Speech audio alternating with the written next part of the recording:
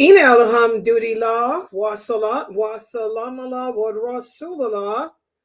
Welcome to our series entitled The Lawful and the Unlawful. And this is one of our, well, all of our classes are important. And this is another very, very important class because as Muslims, we have to know what the lawful and what the unlawful things are in Islam. Otherwise, how can we save ourselves from the hellfire?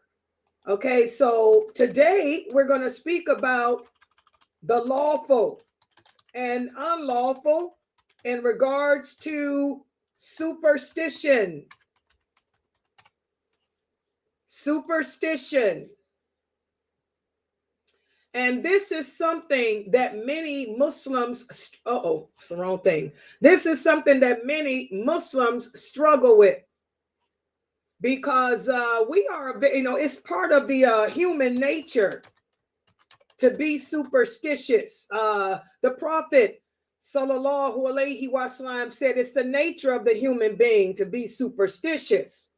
So as Muslims, just like we have to train our soul to learn to love only what Allah loves and to only hate what Allah hates.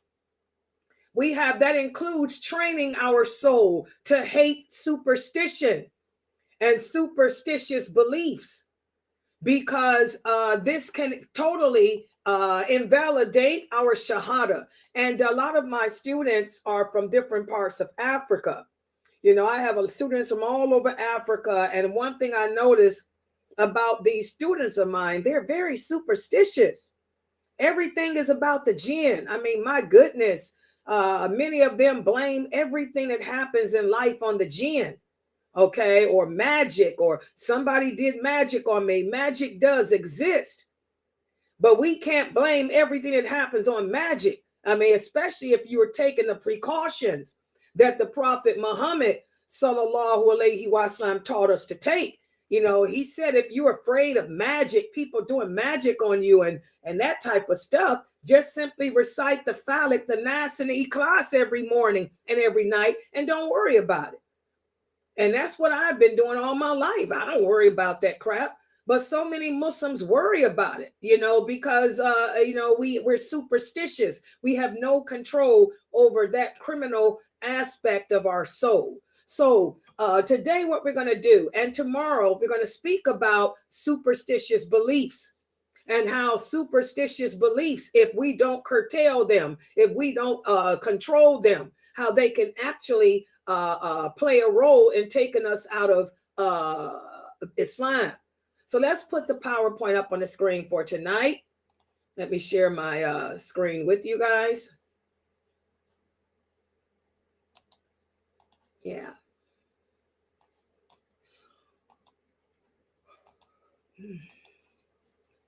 Okay, inshallah, you guys can see it now. Yeah, you should be able to see it now. So we're going to speak about disbelief, magic, superstition, and how we need to do what the Prophet sallallahu alaihi wasallam taught us to do to curtail this and control it. So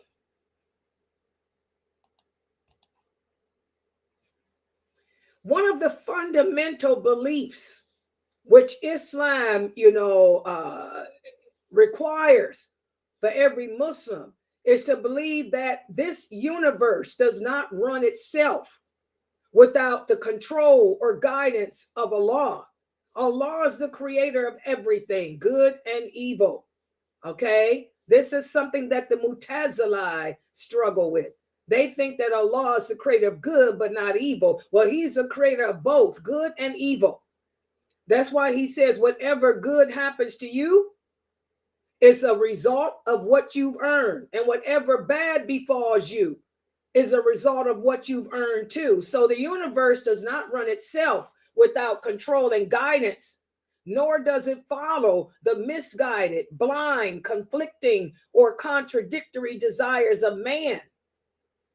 Listen to what Allah says in the interpretation of the meaning. If reality had been in accordance with their desires, then the heavens and the earth and whatever is in them would have been in corruption. So, if we humans did have control over the heavens, if we did have control over the earth, if we did have control over our own existence, there would be nothing but chaos, because we would do things based on our likes and our dislikes.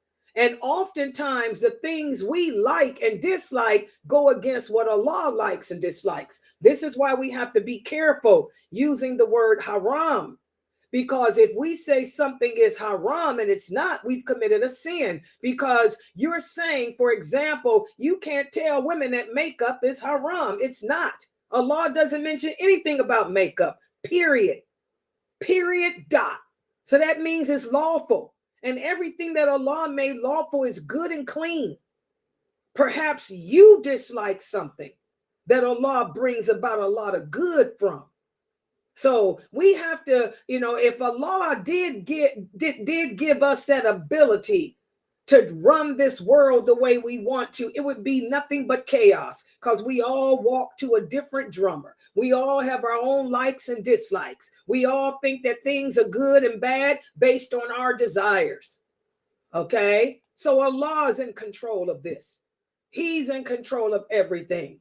Listen to what Allah says in the interpretation, the meaning. You will not find any changes in the rule or practice of Allah, nor will you find in the practice and rules of Allah any turning away from it either. So Allah is in control of this universe. He's in control of you. He's in control of me, our destiny. And as Muslims, we have to respect that. We have to respect that.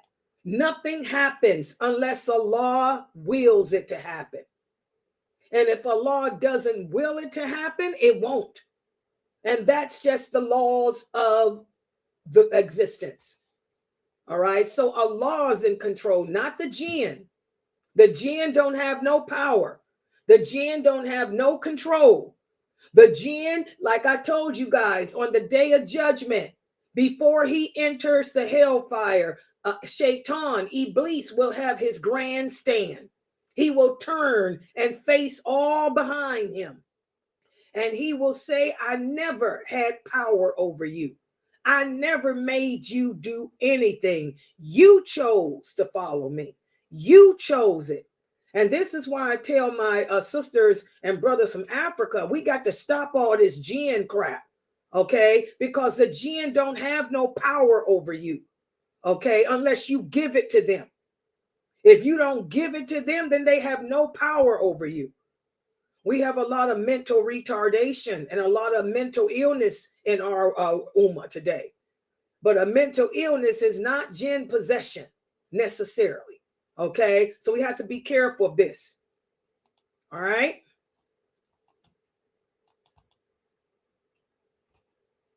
So Allah is in control. Now, even in the time of the Prophet, sallallahu alaihi wasallam, man was the same then as he is today. There were people who used to capitalize and monetize, all for pretending to be able to control the universe, pretending to know the events of the past and the future. They used to call upon the jinn and ask the jinn to help them, the same way we got Muslims doing it today. And the Prophet Muhammad sallallahu alaihi wasallam declared war on these people and war on this type of trickery and deception. And that's when Allah sent down the verses of the Quran saying, tell them no one in the heavens and the earth knows the unseen except Allah. Only Allah knows what's going to happen tomorrow. Only Allah knows what's going to happen years from now. Okay, he's the only one. Anyone professing to have that knowledge doesn't have it. That knowledge lies only with Allah. Everybody understand that? Also, Allah says in the interpretation, the meaning, accordingly, the unseen is neither known by the angels, the jinn, or human beings. Acting on the command of his Lord, the prophet said, if I had knowledge of the unseen, I would have a lot of good and no evil would ever happen to me. But truly, I am just a man, just a warner, a bringer of good news to those who have faith. So even the prophet, sallallahu alaihi wasallam, didn't have knowledge of the unseen. Even he didn't know what was going to happen tomorrow. Even he couldn't see the future. Sometimes Allah would let him know what would happen in the future. But the prophet didn't develop that on his own. So if the prophet Muhammad sallallahu alaihi wasallam didn't have knowledge of the unseen, what makes you think that your mother does? What makes you think that your father does? Your father may have mental illnesses. Your father, your mother may even deal with witchcraft, but your father and mother, don't have that knowledge. That knowledge belongs only to Allah. Okay? Even the jinn who worked for Solomon, Allah speaks about them. He said it became clear to the jinn that if they really had knowledge of the unseen, then they would not have continued to work. They would have known that he was dead. Remember, Solomon, alayhi salam, died in that chair, holding his staff, watching as the jinn worked for him in that mine. Okay. And like if the jinn knew, if they had knowledge of what's going to happen tomorrow, knowledge of the future, knowledge of the unseen, they wouldn't have kept on working. And Allah caused this to happen to prove to the stupid people, the stupid humans, that knowledge of the unseen is only with Allah, not with the jinn or anything else. So it really gets me that here we are in the year 2023, and a lot of my students come from families that are still into this jinn stuff. Y'all giving too much power, too much authority to the jinn. My God, I mean, we have to cut this nonsense out. Okay. Also, anyone who claims to know the unseen is lying against Allah. We have a hadith where a delegation came to the Prophet sallallahu alaihi wasallam, and supposing him to be one of those who claim to have knowledge of the future, they hid something in their hands and asked the Prophet to tell them what they were hiding. And he told them in plain, simple words, he said, I am not a magician. The magician and what pertains to him and the soothsayers will all be in the hellfire. So the Prophet sallallahu alaihi wasallam let the people know straight up, I ain't that. I don't have knowledge of the future. Don't come here testing me by playing those type of games. Anyone who does claim to have knowledge of the unseen is a liar, and they will be in the hellfire. A liar in the fire. Hello. Remember that. Okay. So the Prophet Muhammad sallallahu alaihi wasallam, when he began his mission as a prophet, as a caller to the truth, that campaign, his mission also included the campaign to do away with this misconception, these superstitions that many of the humans have. And his campaign was not just confined to magicians and soothsayers, but also the people that go to them and keep them in business. We have to stop giving these people business. We have to stop giving these people the power.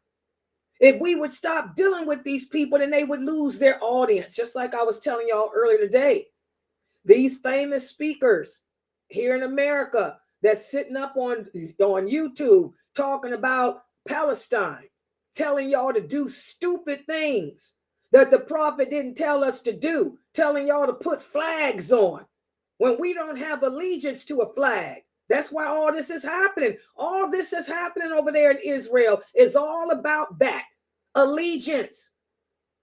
The allegiance been messed up since after Solomon, alayhi salam. Muslims still today, since from Solomon's time till now, still don't understand that the earth, the land belongs to Allah, not to you or me. So what am I putting a flag on for? All I'm doing is making myself a target. But if you people would stop listening to those brothers, if y'all would stop listening to those sisters, if y'all would stop listening to these pretenders, then you would put them out of business. They wouldn't have if they didn't have the followers to listen to them, then they'd go somewhere and sit down. Well, the same here, with magic and soothsaying, we have to understand that the campaign is not just against them, but for those who keep them in business. And that's why the Prophet Sallallahu Alaihi Wasallam said, the prayer of the person who goes to a soothsayer and asks him anything and believes what that person says will not be accepted for 40 days. So this is how the Prophet Sallallahu Alaihi Wasallam shut these people down. This is how he took them out of business. Okay? Stop going to them. Stop asking them to tell you, are you going to ever get married? Stop asking them how many children you got. Stop asking them to make predictions for you. Subhanallah. Okay? He also said, whoever goes to a soothsayer and believes in what that person says has denied what was revealed to the prophet. What does that mean? If you go to a magician, a fortune teller, and you believe what they tell you, then you have denied la ilaha illallah Muhammadur Rasulullah. That's the Shahada. Because again, you're denying the fact that Allah tells us that only He has knowledge of the unseen. No one else has that but Him. Listen to what Allah says in the interpretation of the meaning. Shall I not tell you? I do not tell you that the treasures of Allah are with me, or that I know the unseen, nor do I tell you that I'm an angel. I simply follow what was revealed to me. This is what the Prophet told the Muslims, told the people. I don't say I have knowledge of the future, and I'm not telling you that I'm an angel. I'm simply conveying to you what Allah is revealing to me. The Prophet Muhammad sallallahu alaihi wasallam kept it clear. He didn't talk sugarcoat, and he didn't beat around the bush. He was clear. He let it be known, I'm a messenger. I'm a man. Okay? I am inspired by Allah alone, but I don't pretend to be Him, nor do I profess to be of Him or like Him. Okay? He kept it clear. Okay, so again, we Muslims have to get back, like I was telling y'all earlier in my 6 o'clock class, we have to get back to the traditional Islam. What is the traditional Islam? The Prophet said traditional Islam is what I am upon, and what you, my companions, are upon, and what those first 4 leaders after you will be upon. After that, anything after that is not Islam. Y'all understand that? How do we deal with the problems in life today? How do we deal with what's going on in the world? Get back to the Sunnah. It's a wake-up call. Allah is trying to tell all of us something. He's telling us it's time to turn back to the truth before it's too late to turn back to it. It's time to stop making a joke out of this religion. It's time to stop playing games. Stop pretending to be scholars. Stop pretending to be people of affluence when you're really a derelict, when you're really just a ruwaybida. You're just a ruwaybida. That's all most of these people are. Ruwaybida. Step down. Let the real people of Dawah take over. Let the real people of knowledge take over. Let the real people who will call the people to the traditional Islam handle it. But that's not going to ever happen. Okay? And we know that's not going to happen because Allah told us it won't. Not because we're making a prediction. Okay, so let's give some examples of some of the things that the Prophet Muhammad sallallahu alaihi wasallam fought against and did away with that have come back into existence today.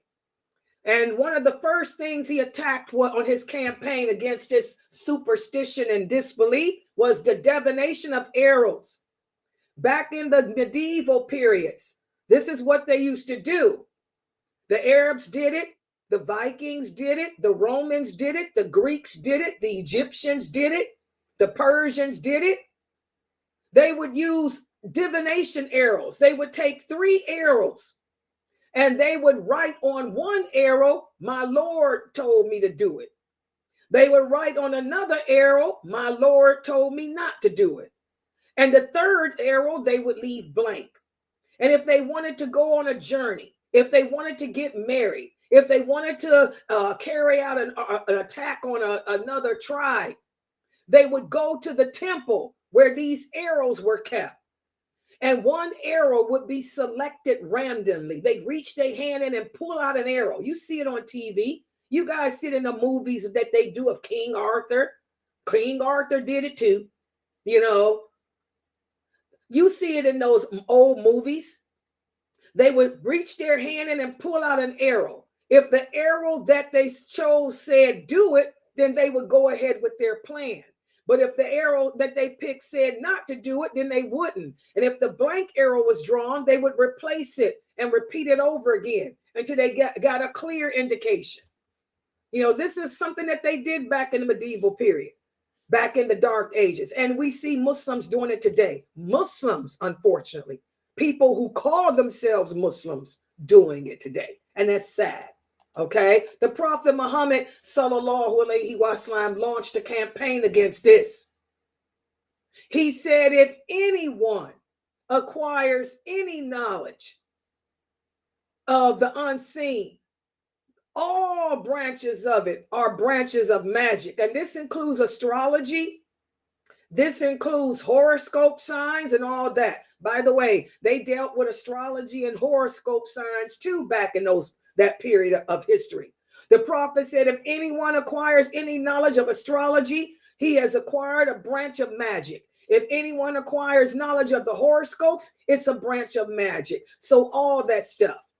And this was a big thing in the 60s here in America when I was growing up. What's your sign?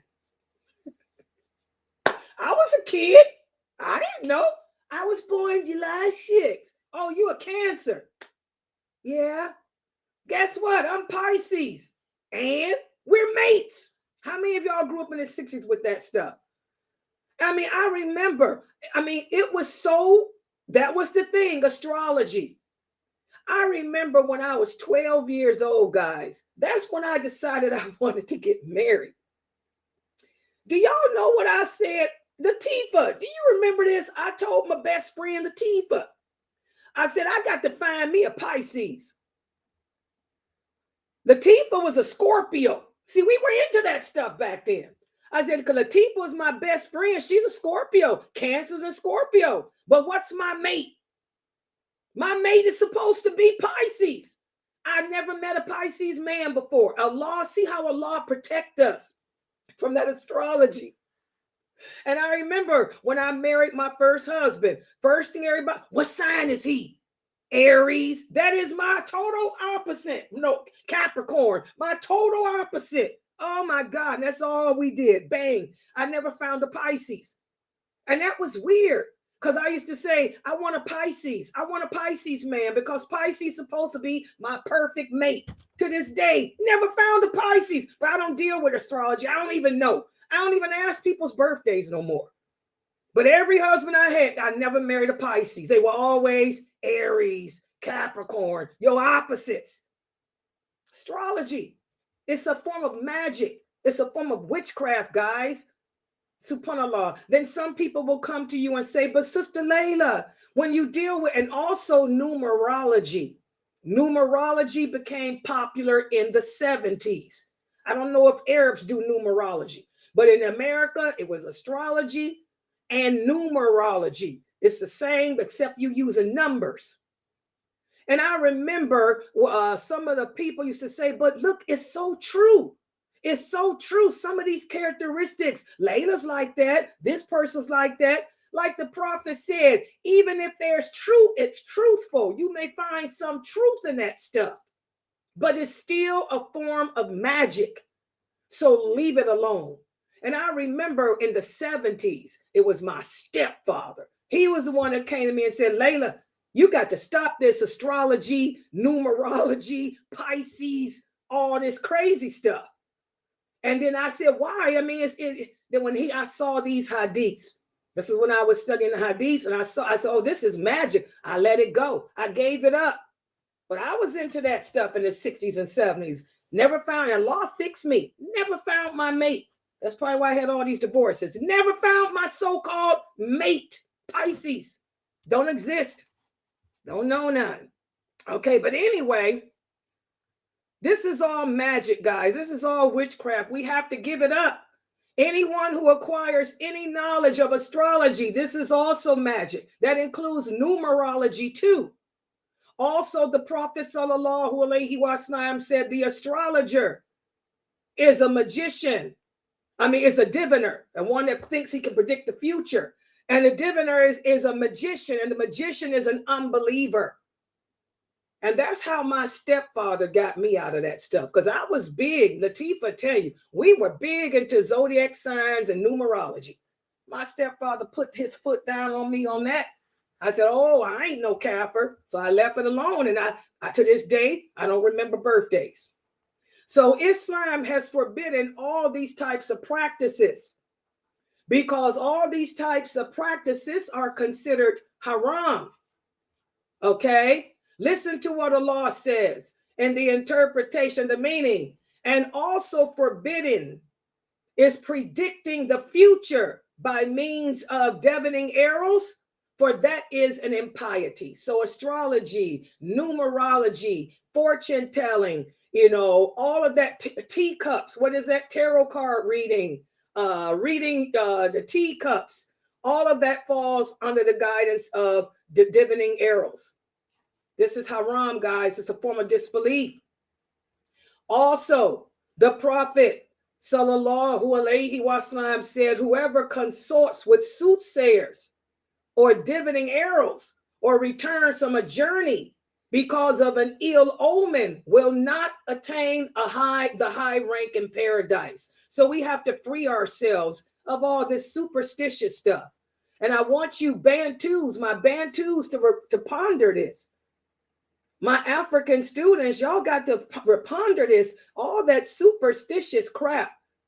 You got to let it go. Like I let it go when I was in my 12, 13, 14. You got to let that stuff go. Okay? Let it go. Just free yourself of it. Trust in Allah. Allah is in, and who cares about some of it being true? Like Allah says about alcohol. Yeah, there's good in it. There's good in everything, guys. There's even good in shaitan. The good in shaitan is if you ignore him, he'll be your ticket to paradise. Allah tells us there's good and evil in everything. But if you look at alcohol, he said the evil outweighs any good in it. The same with astrology, zodiac signs, numerology, fortune telling. The evil outweighs it all. And we're going to talk about how they get that knowledge too in a few minutes, inshallah. Okay. Now, let's talk about magic. A couple of my students here, and we talked about this in the Islam Q&A a couple of weeks ago. One of my students asked me about her mother. Her mother claimed her mother deals in magic. Her mother deals in magic, her and her aunt, and they blame it on the jinn. They say the jinn make them do it, and they start cutting their wrists to get the jinn out. This is, like I told those two students, that's mental illness. Unfortunately, most likely her mother, if she went to a psychiatrist, she'd be diagnosed with schizophrenia. And also her aunt, there's probably schizophrenia because you're going to start cutting yourself. Now you're going into schizophrenia. Okay, magic. We have to stay away from that. A lot of people ask, Sister Layla, what's a reason to abandon your mother? Because remember, the ties of kinship are so strong in Islam. The kinship is under the throne of Allah. We can never sever that tie unless that person is an enemy to Islam, like Habiba had to sever the tie with Abu Sufyan, who was her father, or that person is dealing in magic and stuff. Dealing in magic, guys, is a capital punishment in Islam. Magic is one of the few things that brings the death penalty in Islam. If your mother, your father, your aunt, or whoever is dealing in magic were living during the time of the Prophet, or during the time of Abu Bakr, or during the time of Umar, they would be executed. They would take them out their misery by executing them. That's how serious a sin and a crime it is. So that's a time, like I told my student when I gave her her answer, if your mother is dealing in magic and your aunt is dealing in magic, then you leave house. You're 20-something years old. You're in your 20s and you're here in America. You can go get your own apartment, move in with your sister. You got 50 sisters, because Papa was a rolling stone. Hello. That's the benefit to having a large family. Polygamy has a lot of good points. Papa's a rolling stone. Wherever he laid his hat was his home. You got 50 sisters and 60 brothers. Seriously, they married 4. Go move in with one of your sisters or your brothers. Okay? Because this is one of the instances when we can sever that tie. Magic is serious. Okay, let's look at it. Take a look at what Allah say about magic. Islam condemns magic and those who practice it. For those who practice magic, listen to what Allah says. In the interpretation, the meaning, they learned only what harmed them and not what will benefit them. Okay? The Prophet ﷺ counted the practice of magic among those major deadly sins, which will destroy nations and destroy individuals. He said, avoid the 7 destroyers. And those 7 destroyers are to associate partners with Allah. Magic. He listed magic as the second one. So again, guys, this is one of those instances. If your mother is practicing magic, you got to do well better. This is part of la ilaha illallah. Well better. You distance yourself from her because she's a danger to you. She's a danger to herself. So you get out of there and move in with one of your other siblings. Thank God you got a big family. We even have some scholars that consider it to be disbelief or leading to disbelief. And we got some scholars who advocate that those who practice magic should be executed because that's what Umar did. When Umar, radiallahu anhu, was the caliph, y'all know any person found guilty of soothsaying or magic or any of this stuff, horoscoping, divining, he executed them as an unbeliever. So that's why a lot of scholars say that's kill him. That's capital punishment in Islam. That's how serious it is. Okay? Allah tells us in the Quran to seek refuge in him from those who practice it. He says, seek, that's the Falak and the Nas. Seek protection from the evil of those who blow knots. These are the people like this sister's mother. She said her mother is always doing magic. You know, you living in the same house with her, that makes it bad. The Prophet ﷺ said, whoever blows on knots practices magic, and whoever practices magic is a mushrik, an unbeliever. Okay, a mushrik, a polytheist. Okay, so again, this is serious, and I want my Bantus, my African students in here to wake up. This magic got to stop. Y'all got to stop it. If you're doing it, Stop it. If you live in a family and you are over the age of 18, I'm in here in America. Layla got to cover herself as a paralegal. Hello. I would never advise a minor to leave their mom or dad. But for those of you who are over the 18, you better go find some place to live. Better. Distancing. Better. Distancing. Everybody got that?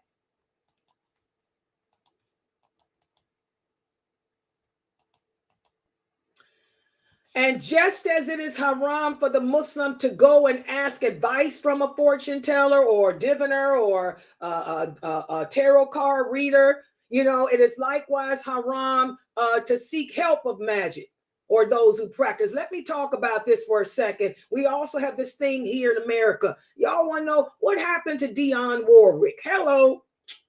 Back in my day. Dionne Warwick, the songstress. Popular in the 60s. Oh, yeah. 70s too. Okay. What happened? And the 80s, didn't hear much about her. 90s, she had her own TV show. What was her TV show in the 90s? Y'all remember? The Psychic Network. That's what happened to Dionne Warwick. Dionne Warwick got into magic, guys. She became the Psychic Network. You could call her and the people she had working for her, and they could, on the telephone, they could tell you your fortune. Just sit there and pay them based by the minutes. You talk to them for 10 minutes, that's $10. 15 minutes, $15. 20 minutes, $20. And they'll tell you what answer your questions about whether you're going to get married, if you're going to get pregnant, what it's going to be, a boy, a girl. Dionne Warwick. Ever since she went into that stuff, she went downhill. Y'all see how bad she looked too? She looked like a witch. She lost her relatives. Whitney Houston was her niece. Whitney Houston was her favorite niece. When Whitney Houston died, that's when Dionne Warwick came out of hiding, talking about she blames it on her religious practice. Then when Whitney Houston's daughter took her life, that's when Dionne Warwick went back into hiding. She said, oh, this is all because I'm dealing with the black arts. Yeah, that black art magic destroyed Dionne Warwick's family. Destroyed her as a singer, a songstress too. And she looks horrible. Google her. She looks just like a witch. And I'm sorry, guys, she's dark in color. The good thing about women that are dark in color is they age beautifully. They don't have to go get facials like I do. They age with no manilin. But not Dionne Warwick. She looks like something that an animal dragged in. That's magic destroyed her. And she says it destroyed her whole family. She lost everybody dear to her, including Whitney Houston and her daughter. Okay?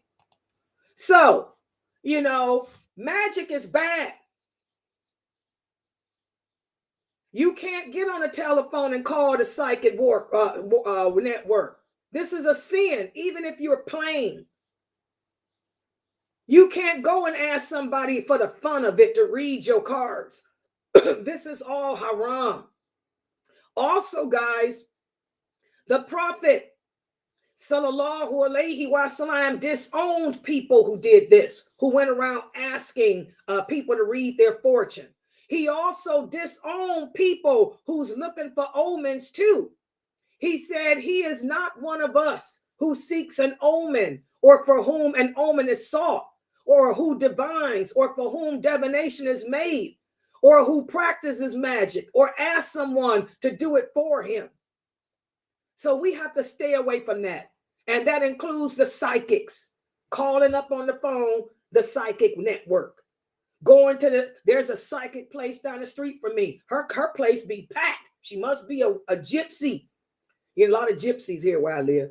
Gypsy, because her parking lot is packed. People in there asking her, to tell their future. She getting rich off of them. You know, she's a witch probably. This stuff is haram, guys. Listen to what Ibn Masud said. He said, anyone who goes to a diviner and a person that practices magic or a soothsayer and asks them something and believes what that person tells them has denied what was revealed to the prophet. And also the prophet, sallallahu alaihi wasallam, said the alcoholic, the person who believes in magic, and the one who breaks the ties of kinship will never enter paradise. Why? The alcoholic, because he died addicted to alcohol or drugs instead of Allah. Remember, we're not supposed to love anything more than Allah. Addiction is haram like that. Your love for alcohol, your love for drugs, your love for marijuana was greater than your love of Allah. So that means you died upon shirk. So that person will never enter paradise. The person that believes in magic by practicing it, this person has denied that only Allah has knowledge of the hereafter. That's an unbeliever. And also breaking the ties of kinship. That's sacred. The only time we can break the tie of kinship, like I said, if that person's an enemy to us, or that person is doing something like this, indulging in magic, witchcraft, stuff like that. Y'all got it? All right. This also includes wearing amulets, lucky charms. How many of you have a rabbit's foot? I know that when I was at work before I retired, some of my coworkers used to walk around with on their key ring with a foot of a rabbit. I'm like, what is that? Oh, that's my lucky charm. What? A'udhu billahi. Or I had some Wiccans. I used to work with Wiccans, people who were witches. They had all type of crystals and charms. They would wear their charm bracelet, their charm necklace. It brought them good luck. It kept the bad spirits away. You know, this type of stuff is shirk too. This is disbelief too. Okay? Hanging up seashells, believing that they will cure you of a disease. Wearing copper. How many of you wear copper? Thinking it's going to take away your arthritis. Okay, people did this stuff back in the Prophet's days, and they're still doing it today. This stuff is haram. Okay, listen to what the Prophet sallallahu alaihi wasallam said. He said that if a person gets sick with a disease, he said, seek the remedy, the treatment for it, because Allah is the one who creates the sickness. And he also creates its treatment and its cure. That's why I tell y'all, get those COVID shots. If you fall in the category of needing them, not everybody has to get the 4th booster. I have the 4th booster yesterday. I fall in that category because I have respiratory problems. Y'all know I have asthma. So a person like me, I have a weak immune system. I'm also anemic. I have a very weak immune system. It's hard for me to fight off viruses. So I'm in the category. My doctor suggested I get the flu shot and the COVID booster, this 4th one. So I went and got both done yesterday. Y'all see, I'm fine. It ain't no, they didn't put no bug in me where they can see what's going on, and they ain't kill me. I'm fine. Feel good. Okay. You know, seek the treatment for your sicknesses. Allah is the one that creates sickness, not the white man, not America. Allah creates it. He's the one that gives the people the ability to do whatever they do, the knowledge of how to do what they do. But Allah says, whenever he sends a sickness, he always sends a treatment. Take the treatment and maybe he'll send a cure. So there's no need for you to do all this hanging up seashells. What's a big innovation Muslims are doing? Taking pieces of the Quran, soaking it in water, drinking it. I'll never forget this. We had a sister on our website about 10 years ago. This woman had cancer. I'll never forget it. Cancer of the ovaries or uterus. She had that type of women's cancer. She stopped taking the treatment. And so one day we were talking and we asked her, how's your cancer treatment going? Oh, I stopped that. You stopped it? She said, oh, yes, my husband's from Morocco. And he told me to take the Quran and just tear out the verses of Yasin, soak them in water at night and just drink it. So I've been drinking the Quran water. So I'm going to get better. A month later, she was dead. The Prophet Muhammad sallallahu alaihi wasallam did not tell the companions when they came to him sick to take the Quran and drink Quran water. Okay? He told them when they came to him sick, he would say, go see a doctor. Go seek the medical attention. Because for every sickness, Allah sends a treatment. And for every sickness, there's a cure. Okay? He didn't tell them to drink no Quran water. So I don't know where these Muslims get that. Also, back in the Prophet's days, the Dark Ages, their remedies back then was honey. He said there is a remedy in 3 things: to drink honey, bleeding out by cupping, and cauterization by fire. These hadiths are authentic. Back in the medieval period in history, that's how the people, the Vikings, the Romans, the Arabs, that's how they treated their illnesses back then. Because again, knowledge of technology comes from Allah. Back in those days, honey. If a person got sick, they give them the honey. Okay, they would also cauterize. If they had a wound, a cut, they would heat it and cauterize it to keep it from getting infected. And also cupping. When they had a virus or infection, what would they do? They cup to get the blood out. That was the treatment back then. They also did camel urine. Did y'all know that? When they got sick with viruses, the Prophet would tell them to drink the urine of camels, and it worked. But Allah has advanced us since then. That was back in the medieval period. Now, alhamdulillah, technology has come. Allah has revealed the cure for polio, the cure for tuberculosis, the cure for the bubonic plague. All that cure stuff came later. And now we have penicillin. Now, if I get an infection, I don't have to cut myself. And I definitely don't. Cauterization has been outlawed. Now in Islam, you can't cauterize yourself. But back then they did. The Prophet canceled that out later. Okay, now when I get an infection, I just take penicillin. We got penicillin. Okay, so, the treatment comes from Allah. The treatment comes from Allah. So when you get sick, guys, you go to the doctor and take the medicine. You don't sit there and use these treatments. A person like me, I can't drink honey. Don't give Layla no honey. You give me honey, I'm going to get sick. I'm going to have irritable bowel syndrome because it's too sweet. Don't even think you're going to cut me because I'm a hypochondriac. I'll probably have an anxiety attack and pass out, okay? Allah has given us different ways to treat illnesses now. But back in his days, these were the remedies. Back in the medieval period, honey, cupping, and cauterization by fire. Everybody got that? Also, back in those days and still today, a lot of people wear beads and charms and amulets thinking it's going to prevent illnesses. Like I asked you earlier, how many of you are wearing copper thinking that the copper is going to cure your arthritis? We have a hadith where a group of men came to give their allegiance to the Prophet, sallallahu alaihi wasallam.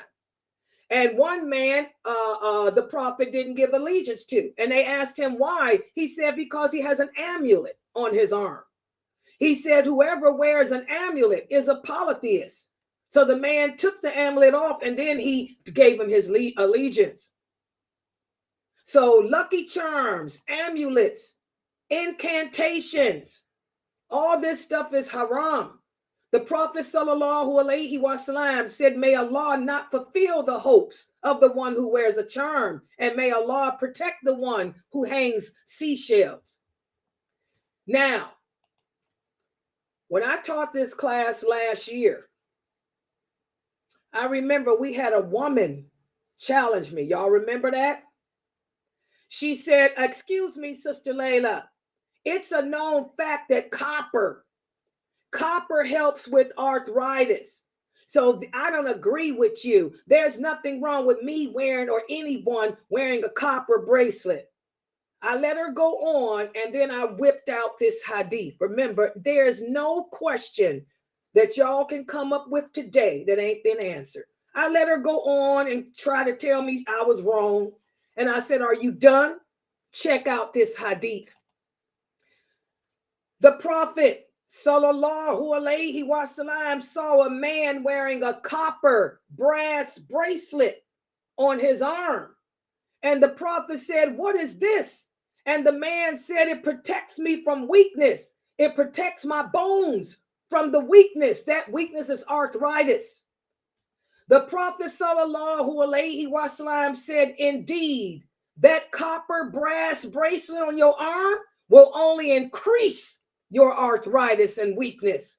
Throw it away, because if you die wearing it, you will never attain success. And there's the Dalil. Take them copper bracelets off. I have arthritis too.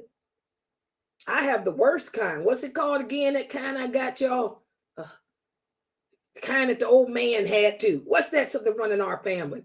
New osteo. Yeah, I got that kind. Osteo rheumatoid arthritis. Don't know copper work here. I take Tylenol. I take good old Tylenol for that pain. Hello. Okay, so take them copper bracelets and throw them away. Oh yeah. See, there's nothing that you Muslims are doing today that ain't already been done. Islam is complete. Islam was complete. Allah perfected this deen for us. He taught us how to handle ourselves in all situations, not just war, but sickness too, arthritis too. Arthritis is one of the oldest diseases on the planet, because when we get old, we all get it. Remember Khadijah, radiallahu anha, had arthritis. Sauda had it.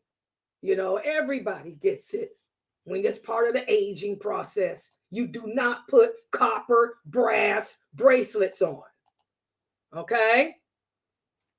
And also, guys, when we talk about magic, this includes spells too. Okay, spells too. But first, I want to share these hadiths with you guys. One of the companions said that he went to visit another who was half suffering with a fever. So I said to him, why don't you put a lucky charm on to help with your fever? And that companion said, I seek refuge in Allah from that. Death is better than that, because that's shirk. Because the Prophet sallallahu alaihi wasallam said, whoever wears a charm will be left to rely on it. Again, all this stuff is haram. Then we got the hadith of Ibn Masud. Ibn Masud saw his wife wearing a knotted thread around her neck. He broke it and said the family of Ibn Masud is free of associating partners with Allah. He said, I heard the Prophet say incantations, amulets, and spells are shirk. And what is a spell? Ibn Masud said an example of a spell is if a woman employs someone to make her husband love her, fall in love with her. How many of you Bantus are doing that? I hear about it. You make stuff and make people eat it. Eat this, it'll make your husband fall in love with you. Drink this, it'll make your husband only have eyes for you. Spells, incantations. A lot of Muslims deal with those magic books. Oh yeah, that's a picture of one I had on the screen. This is a magic book. I cut the words so y'all don't go get it. But that's a popular magic book that people use, where you can do magic on people. Shame on you. You know, shame on you. That's not going to make your husband fall in love with you. Okay? Especially if your husband is saying the phallic, the nas, and the ikhlas in the morning, and the phallic, the nas and ikhlas at night. You can do all that mixing you want to. It's going to backfire. Because remember, after Allah sent down those last 3 surahs of the Quran, the Prophet Muhammad said, that's all we have to do now. These hadiths came before that. He said, all we have to do now is recite the phallic, the nas, and the ikhlas. And that'll protect you from any magic, any hasid, or any of that stuff. So if your husband doing that, you can mix whatever you want to mix. It ain't going to make him love you. It's going to backfire on you. So y'all got to stop this crazy stuff, man. My African sisters here. Omens too. Drawing an evil omen from certain articles, places, times. This is superstition. This is what the people of Prophet Salih wanted him to do. Okay? And that's why Allah sent down the verses of the Quran saying the cause of your evil omens are in your own attitude, stemming from your disbelief, your stubbornness, and your arrogance. So again, guys, as long as you continue to deal with magic, horoscopes, astrology, teacups, ain't no good gonna come to you. And to this day, I always say, that's why I ain't married. I mean, seriously, I say another thing too. 2 reasons why Layla ain't married. The supplication of the mother is one. And the second reason I ain't married is because I've been looking for a Pisces all my life. I was into that. Seriously, guys, Latifah will tell you, y'all know how I'm into genealogy and stuff. That's an Arabic trait. Well, I was into the horoscopes. I was into numerology when I was a kid. My mate is a Pisces. I'm going to get married when I'm 12 years old. Oh, yeah.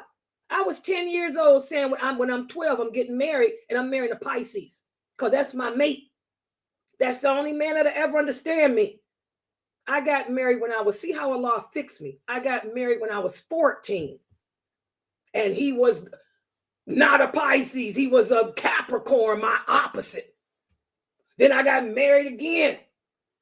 I don't even know what sign he was. He wasn't no Pisces either. Then that last one, God knows he wasn't no Pisces. That's what happens. Allah fix you. That magic is going to blow up in your face. You'd be just like Layla, sitting here single. Ain't got no soulmate. Looking for a Pisces. Never existed. All right, so we're going to stop right here. Subhanakallahumma wa bihamdika ashhadu an la ilaha illa anta astaghfiruka wa atubu ilayk. I hope this class was a benefit to my African students here and their families. Y'all got to let go of that crap. Tomorrow, we're going to talk about the jinn stuff. Yeah, any questions or comments? Let me look on Facebook. Let's see what we got here. Oh, I see brother, what's his name? Is he back? This brother here? Brother HK, you're back? Brother HK? 22. Sister Layla, I have a question. Yeah, go ahead. So what if people wear the nazar for fashion? Does that also counts as buying into the superstition? What is a nazar? It's the evil eye. Now I want you to say it again. What is the nazar? Say it again. The evil eye. Okay, you just answered your question. Why would you want to put anything on you that's called, what's it again? The evil eye. See how we curse ourselves?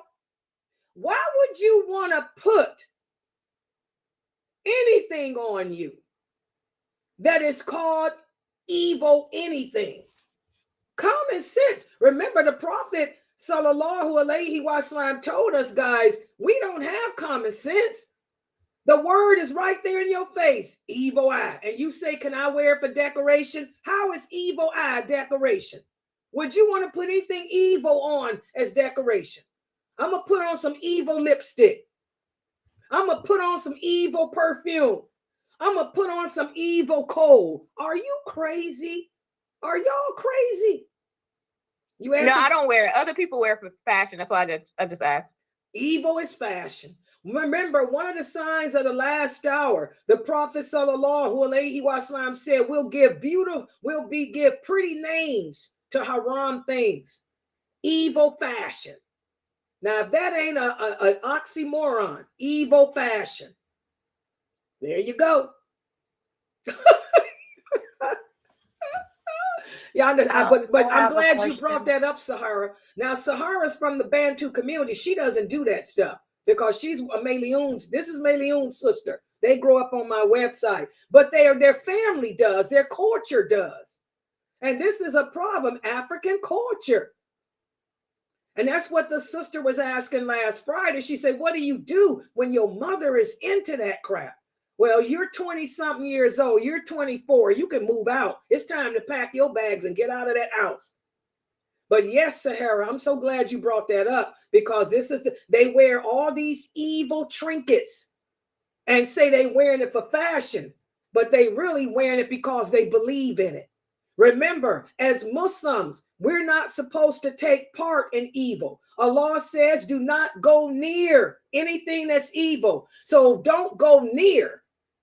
What do you think Allah is going to say because you wearing evil? I'm wearing it. Allah says, don't go near evil. Don't go near to that which even opens the door to it. So you African sisters got to take that crap. Also, my Trinidad. Where's Geechee? Geechee, you in here? Isn't that popular with you guys too? The Trinidadians and Haitians and yeah, they do the same thing. They do the same thing. We got to let go of that cultural voodoo witchcraft. I have a question also. Yeah, go ahead. My question is, so there's like this filter on, there's this filter and it's called the moon phase. And if you put like your birthday and another person's birthday, it sees if it makes like your like it basically shows if you are a full moon.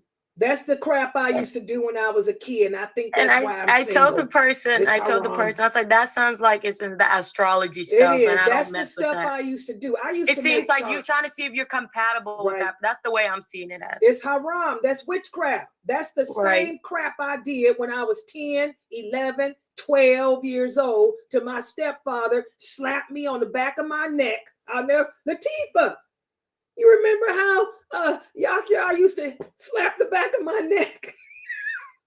He caught me making a chart. I was doing a chart of the moons. He said, A'udhu billahi. That's witchcraft. That's astrology. That stuff's haram. And I was big in that. I could do numar, all that crap. That's why I ain't got no husband. Looking for a Pisces. Come on, Layla, please. I don't even, it's haram. Okay, let's see what else we got. Brother HK, you still up in here?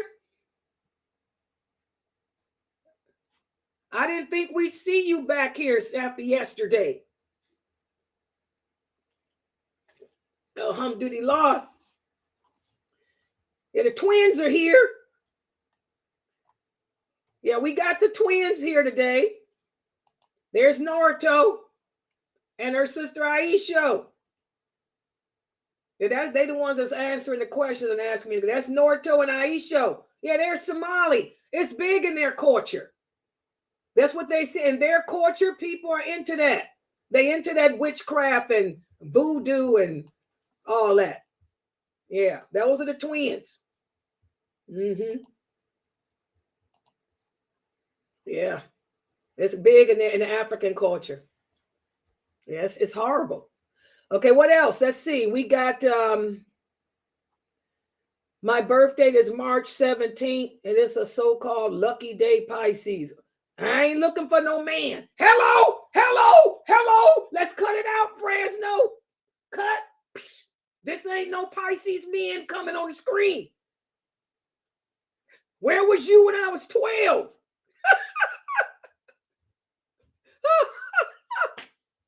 No, that's just a joke. I also have another question regarding this topic. Yeah, go ahead. I know some bunch of people would play like the Ruqayya Quran in the background to ward off also evil and stuff.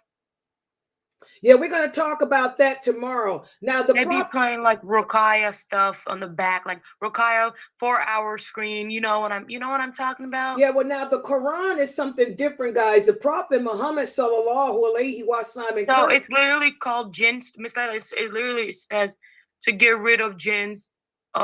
Play this, like they play that stuff in the back. I mean, I know you're supposed to. Yeah. That's some Bantu stuff too. What is this they doing? No, it's like on YouTube. Like they have it. It's a clickbait. It'll say play this if you want to get rid of jinns or something like that. And they'll read. It sounds weird when they're reading it too. Like it sounds very strange. Yeah, just stay away from that stuff. Stay away from that. I didn't know Africans are really into this stuff like this. They're into it, Miss Lynn. They live it every day. We have people we live with into that stuff. Your mother and father ain't into that, are they? Nor till your mom and dad ain't into that, are they? No comment. Oh, you mean to tell me that them too? Oh my God. Them African people, Miss Layla, they've been they're like literally born into that stuff. Like, do you know how hard it is to like change these people? They're just stuck. Oh, I didn't, and I love your mother and father. Oh my God. It ain't my father. Yeah, and they do the tahleel stuff too. They do like, they instead of going to the hospital, like if they're severely sick, I had to get my mom out of this too, but now she's fine. Like, you know, when she got really sick with that stomach issues that she had going on and all that, they were just depending on that tahleel stuff. Yeah, they read the Quran instead of going to the doctor. They take the Quran. They like a person reads some Quran verse on the water, and they drink that, hoping that it's gonna change. So they doing that Quran it's a really nasty, bitter brown water. Like, oh my God. Yeah, it's really, it's just, I mean, you're trying to change these people that they're never gonna change. Like they read, my family doesn't do it anymore. They try to take what the Prophet said. You know, the Prophet said blow into the water. Instead of blowing it, they're like literally spitting in it. Yeah, they hate to drink it. Technically, we're not supposed to blow into a cup. So what hadith they using? We don't blow into water. The Prophet said don't blow into it. You know, oh my God, I didn't know this is bad.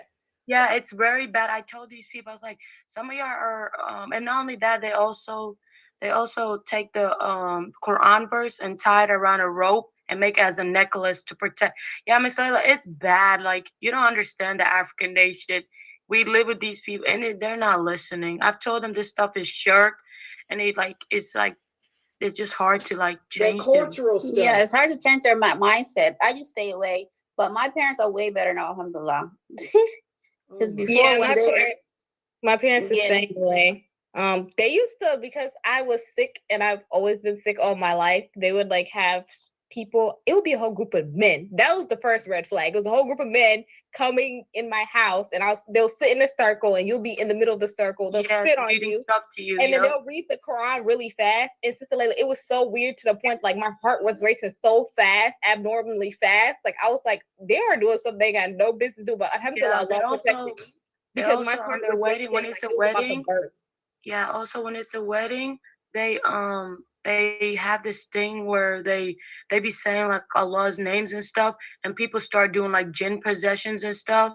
They call it a wedding. Yeah, I'm like, and they play the drums and stuff, and I'm like, if y'all are calling upon Allah, why are people talking about a dust here? Yeah, that. Oh yeah, girl, they do too much. Oh my God, I didn't know that y'all's families into that crazy stuff too. It's hard to like take that. They just like, it's hard to change a person because they don't want to change. That's what they grew up with. They don't want to change at all. It's what they believe in. Like I've said like, if you're in pain, you need to go. And they truly believe, Miss Layla, if they're sick, it's because they hurt somebody. That's the reason why they're sick. Wait a minute, they think that they're sick because Allah is punishing them for hurting somebody? They don't think it's Allah punishing them. They think it's from the way they treat people. They think it's the person doing evil eye and black magic on them, and that's why they think they're sick. Yeah, they call it the aim. It's like you can tell these people are not mentally okay. And you can see the signs of mental illness. These pictures I'm showing y'all, these are my Bantu students, and I didn't know they grew up. All of these students, pictures I showed y'all, they grew up upon Sirat al-Mustaqim. You know, they've been my students since they were little kids. They all married and stuff now, except for the twins. But I didn't know that their parents were into this too. Oh my, I'm just so sorry. Yeah, and then Sister Lela, when you try to educate them, they're like, oh, not supposedly you know better than me. I gave you birth. They're like, they start going through all that. Yeah, they're like, you guys are the ones who, they're like, you guys don't know the religion. We grew up with them. I mean, they just don't listen. Brother Ahmad, is your family into that too? In Pakistan? Brother Ahmad, do they do that witchcraft and stuff too? I hope Brother Ahmad's people ain't into that. My family doesn't do the dust thing. That's just strange to them. But they do the Quran sitting in a circle thing. Like, I was like, that is so strange. But they don't do all the other stuff though. Both sides of my family, they find that really weird. But they do that spitting on people thing though. I know that's just sad. That's just sad. I mean, subhanallah. And it's the way they recite when they do that spitting thing. The way it's like a bunch of random men behind, like in front of you, and the way they recite it too is like they're rapping. Literally, I don't understand. And it makes me very sad because I just don't want my parents like to think they're Muslim and then they wake up, you know, kafirs. You get what I'm saying, Miss Layla? And I've been trying and trying. I said some of y'all are associating. A lot of them are associating partners with Allah, and I've told them like, and it makes me very sad. Because, and I told these people, I said, this is not the way to go on about it, but these people are not going to change. And it's just very sad. It's okay. Well, just like I said, make dua for them. I know your parents. I met your mother and your father. They're good people. And, you know, they just don't know. Probably no one's probably sat down and explained it to them properly. And that's the thing. And, and this is a language thing. I want y'all to understand. Allah is more merciful than anything. I know Norto's family. Her mother and her father, they love me. They love lailanasheeba. Norto's been coming here since she was 13. But her family, they don't speak English good. Okay? Her mother is still learning English. So I think the problem is that they've never had anyone that really break it down like I broke it down to you in their language where they can understand it. So Allah knows, you know, he's not, you know, he knows what you know, what you've been taught and what you haven't.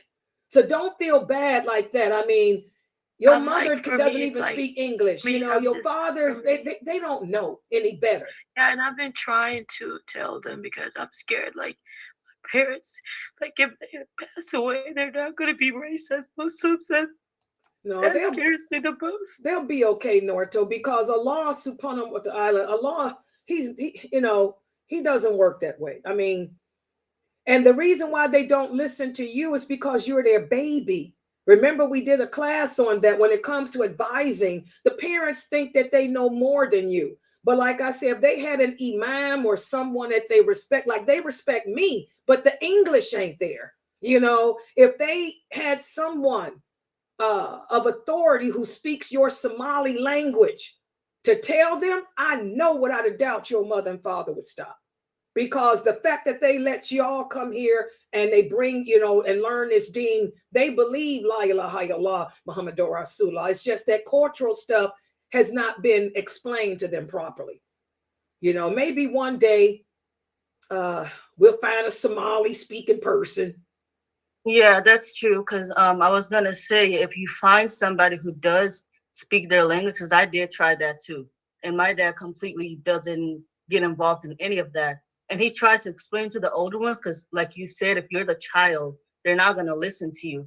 And I had a person whose parents also try to find somebody that speaks their language to explain it to them, and they got away from it. So it does work. They just need somebody that speaks their language. Exactly. And they can explain it to them properly. Then they'll listen. Yeah, and it has to be an adult, because they don't listen to the kids. It has to be an adult that they can listen to. Yeah, if their heart is upon the truth, it is. They just need somebody to sit down and talk to them. Maybe I'll work on it. I'm gonna try to see if I can reach out. I'm gonna see. Yeah, they'll listen. They'll listen. They'll listen. My parents go ahead. Yeah, It's okay, Nord. I'm gonna see if I can reach out and find some Somali speaking brother who's upon a Sunnah that can come in here and do a lecture on that for y'all. That's what I'll do. I'll reach out and try to get one of these Somali. All Somalis, y'all speak the same language or different languages? No, they speak the same language. I mean, they got there's some different dialects though. But they all understand each other. Yeah. They all understand each other. Okay, I'll try to see if I can find somebody that can come in here and do a special lecture on this type of stuff in the Somali language, so your parents can understand, somebody that they'll respect. I'll work on doing that, inshallah. But Nurto, we keep making dua because that's what I do, and then like they're getting better, you know, because I know I tell them like this is something they like. Nobody really taught them or sat down with them, because back then all they were about surviving, what to eat, what not to eat, how to like raise their kids. So they really didn't have that good teacher like we do with you to sit down and literally explain to them right from wrong, even like the allegiance part, or like, you know, al-wala wal-bara, nothing like that. They don't really know like the full knowledge of it.